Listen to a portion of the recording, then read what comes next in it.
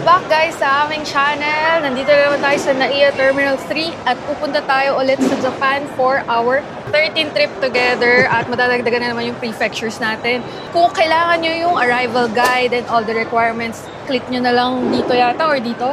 Kasi meron na kaming full guide na nagawa before.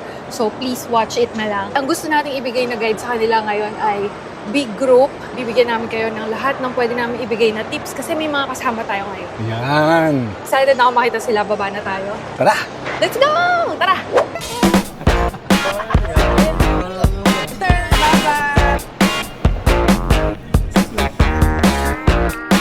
Maraming petals. Then, malaki din yung table. Cash kaming 7. Touchdown Tokyo! Ay, Narita. Touchdown Narita, Japan. 2 ways to go to Tokyo. Actually, hindi lang 2, marami. Pero ang show namin ngayon sa inyo is yung via local train. Pero may isa pang way. Naghiwalay na kami nila Exploration Spam kasi sila ay nag-airport transfer naman kasi mas okay yun for family. For big groups. Yes, for family, for big groups. Kami, dalawa lang naman kami. So, kayang-kaya natin i-commute to. Kaya, tara na. Tara! Tara! Let's go! So, dahil may ICOCA tayo, hindi na natin kailangan bumili ng ticket. So, let's just use this. Meron pa ako 679 yen. So, mamaya ay magre-reload tayo ng ating IC. By the way, guys, in terms of airport transfer, may mga options naman kung saan kayo pwede mag-book. Sa Klook, sa Agoda, meron din Get Your Guide at lahat yan meron tayong discounts na nakalagay sa screen. Kaya para mas makatipid kayo, use discounts pag magbubook ng mga services. Okay? Isa pang way guys is limousine bus which we also tried before. Pero nakadepende kasi yung magiging way namin from airport going to hotel. Depende kung saan yung hotel na nabook namin. So ngayon, ang magandang way is via local train. Sa Keisei line tayo. Kaya hintayin natin ang ating train.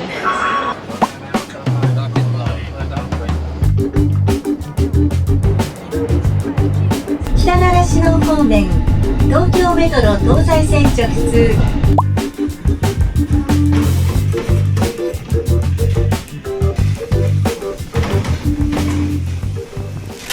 Good morning guys! Nandito tayo ngayon sa Stairway to Heaven. Charot lang. Kasi tinan nyo yung pinagsistayan namin ngayon. Meron na dyan stairs. Meron pa dito, paakyat dun sa room namin.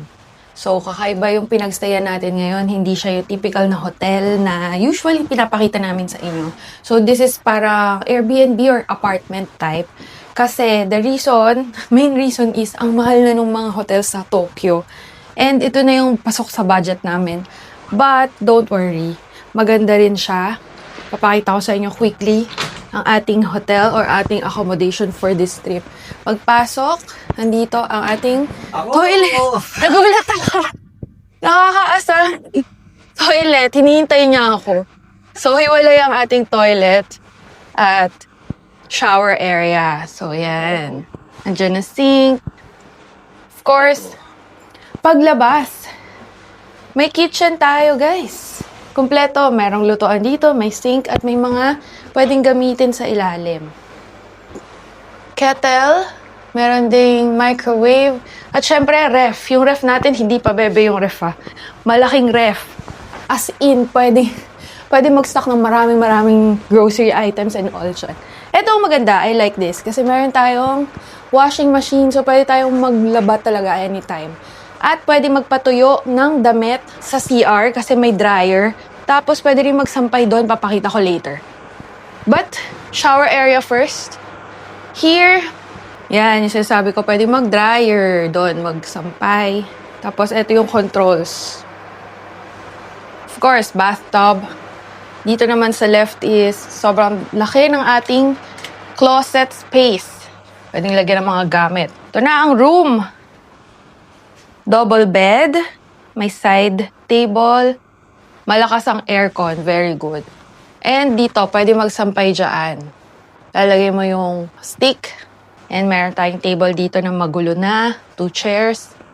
May TV, Malaki ang space. So, 2 luggage kasya na dyan ikalat. Ganun kadali lang at nabook namin to sa Agoda. Sabi ko nga, it's the most affordable option nung nag-book si Jan. Kaya itong ating nabook. Lalagay ko dito kung magkano. Of course, use our codes para makatipid kayo sa pagbubook sa Agoda. Sa Get Your Guide, meron din sa Klook. Kayo bahala kung sa kayo magbubook. Pero ito nga is sa Agoda namin na book. Dito rin nagstay ang Explorations fam. So, kapitbahay namin sila. Comfy naman yung naging tulog nila. So, good option din. Kasi nga, lalo na merong mga parang bahay talaga eh. Pwede kayo magluto kung ayaw nyo bumili sa labas. Tapos, pwede kayong maglaba. Diba? So, lalo na sila. Syempre, maraming clothes. Kaya, okay din to for long stays, big groups. Mamaya kita-kits sa mga park lang dyan kasi family-friendly lang mga pupuntahan natin for the first day kasi astrentahin, pagod tayo from biyahe. Kaya nga hindi kami nakapag-lags kagabi, so pasensya na. So, more gala, more guides coming soon. Follow, and see you later. Tara, Breakfast na tayo. kain tayo. Breakfast na tayo. Nabulol ako doon. Tara! Hi! So guys, maglalakad na tayo papunta sa ating breakfast or brunch na kasi medyo tanghali na. Yung stay namin ngayon medyo kakaiba kasi tinan nyo, neighborhood talaga. So, di tayo pwedeng masyado maingay dito. Usually, pag hotel, most likely nasa sentro, ganyan. Ito, residential area talaga. So, tahimik. Ang cons nito, konti yung kainan. Kasama na natin ang Eats Fam. Kaping-kapay na ako. Ako rin. Tara. Okay guys, tumatawid na tayo kasi pupunta tayo sa McDo for our brunch. Good option to eat at McDo if you're in a group, especially kung may family. 'Di ba? Para, Yes. alam mo yun, common na sa atin yung food dito. Madali siyang option ng kainan. Hindi na natin kailangan kapain and all. So tara, pasok na tayo dito.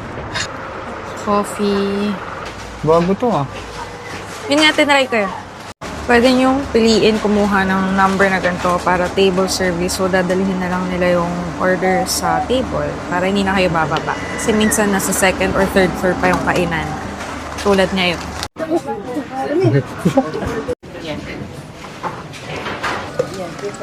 Coffee is Love. love. First order of business. So guys, basic na sa amin dito mag-McDo kasi gusto namin yung mga menu nila. Hindi parehas lang sa atin. So, alam mo yun, in a way, iba siya na same, if you get what I mean. So, I have a full list of all the budget-friendly and go-to food spots namin dito sa Japan. Ilalagay ko na lang siguro yung link doon sa description para makita nyo lahat. Kasi ang dami nun, 24 na yun. And hindi mo mawala ang Baka nakita na naman nila, nagpupun ako habang sasalita ka. Kasi nilalagay ko kung magkano yung presyo. So, 1,530 yen lang itong buong meal. And ano siya, bago no. Bago yung menu. Tignan nyo. Ganda ng lalag nung cover.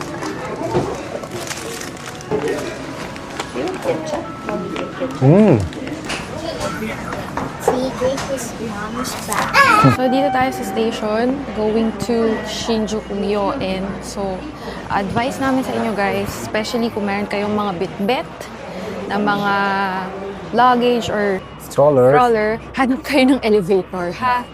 Huwag nyo nang i-stairs kasi baka madisgrasya pa kayo. So, yan. Mag-elevator tayo.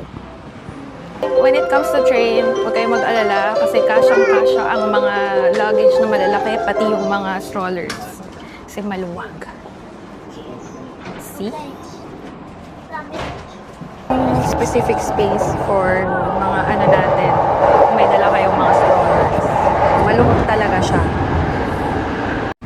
Andito na tayo guys sa Sendagaya Station. So kung gusto nyo pumunta sa Shinjuku-gyoen, this is one Of the station. stations. One of the stations na pwede nyo babaan. At from here is maglalakad na lang tayo going to the Shinjuku-gyoen. Kasi dun talaga is sobrang laking garden or park na very family-friendly, very couple-friendly. Gusto nyo lang Very- din mag-solo, okay lang dun. And very group-friendly din. Yes, group-friendly. Ang laki ka talaga dun. Malaki at marami siya talagang flowers for all seasons. Yes. So if you miss out the cherry blossoms or kung ano man, may makikita pa rin kayong other kinds of Bloom. flowers Yes. na pwede sa OOT din yun.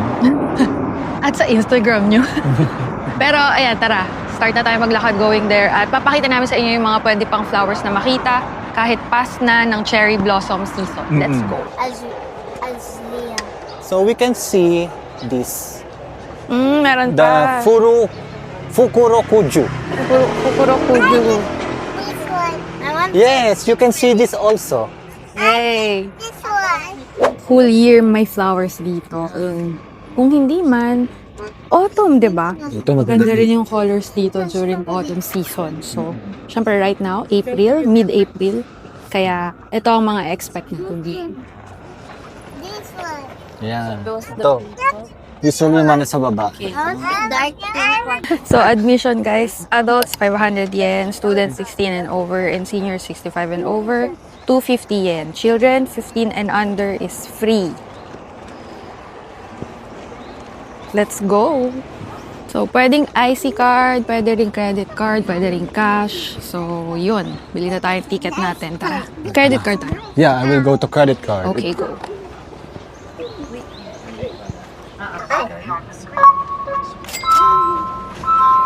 So, that's 1,000 yen for 2. Scan the QR lang. And let's go! So, dito lang sa bandang pagpasok namin ng Shinjuku Gyoen, meron agad Zaya Sakura. Iko-correct ko na lang kung mali, pero alam ko yun eh. Yung maraming petals. Kasi, ang ganda nyo, pink na pink. Pero, pag nakikita nyo na mas malapit, meron na siyang leaves. Kasi nagsa-start na siyang matapos. May maabutan pa rin kayo sa Shinjuku Gyoen.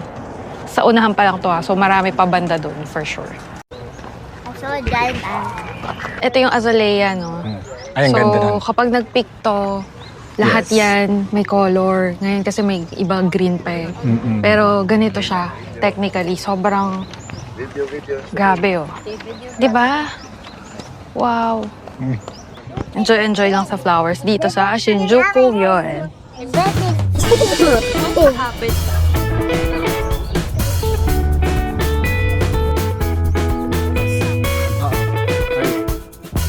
Yes, this is a picnic area. Ngayon ay nakaupo tayo dito sa ilalim ng puno. Dito, sa gitna ng Shinjuku Gyoen National Park. Nandito pa rin kami. Nagpapahinga muna. So, ang dami ibon. Kapag gusto nyo magpahinga, hanap lang kayo ng shade. Tapos yung iba dito, may dala silang mga mat. May dala silang mat. Tapos nagpipiknik sila dito. Yung iba nakahiga pa nga. 1 na pala. So, past lunch. So, nagpapahinga na sila dito. Yung locals mismo, ganun yung ginagawa. Na naglalatag lang sila ng mat dito. Ang tawag doon is hanami. So, kung punong-puno pa to ng Yoshino cherry blossoms, may makikita kayong mga locals na naglalatag, nagpipiknik, hanami yung tawag doon. Ngayon, wala na, konti na lang sila kasi nga, halos wala na rin yung mga Yoshino cherry blossoms. Pero marami pa rin namang puno at shades. That's why, ang dami pa rin umuupo dito, naghihiga, nagpapahinga.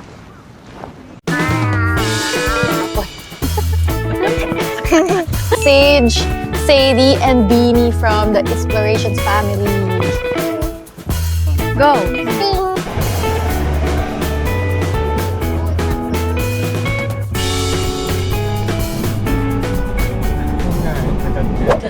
So, super duper late lunch here at Toto Higashi Nakano since 2016. So, Italian dishes, pasta, pizza, and meron ding mga Oyster spring roll. oyster spring roll.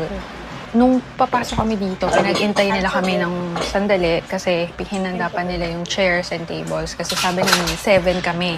So, big group, pwede sila.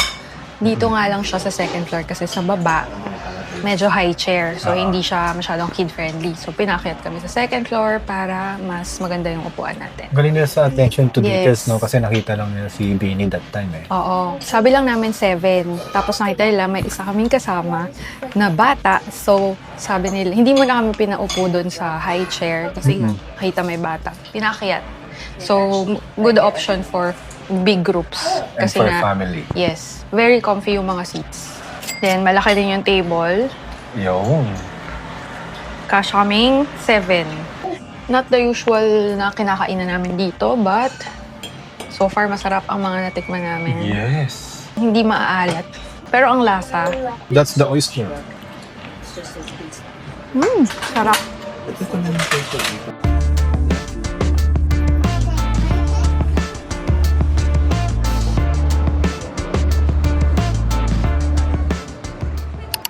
And we're back. Nandito tayo ngayon sa playground, nakaupo, asa trentahin.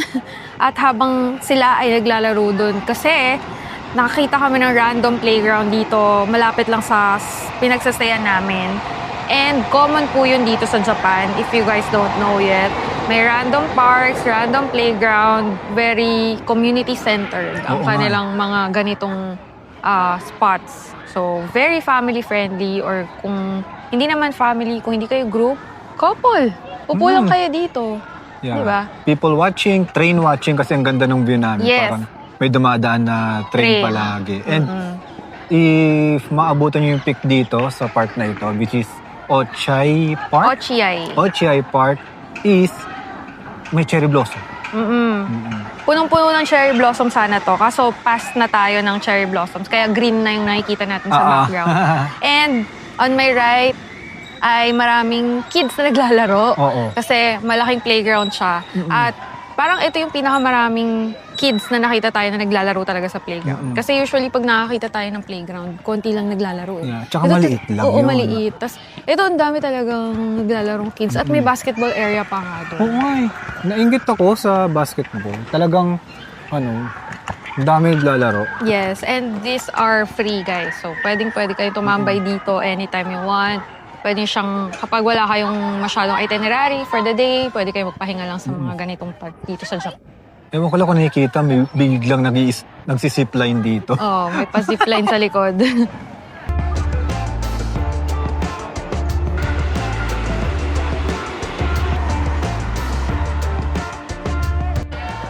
Sobrang dami talagang group-friendly, family-friendly, couple-friendly things to do here in Japan. No? Kahit sa Tokyo lang or anywhere in Japan.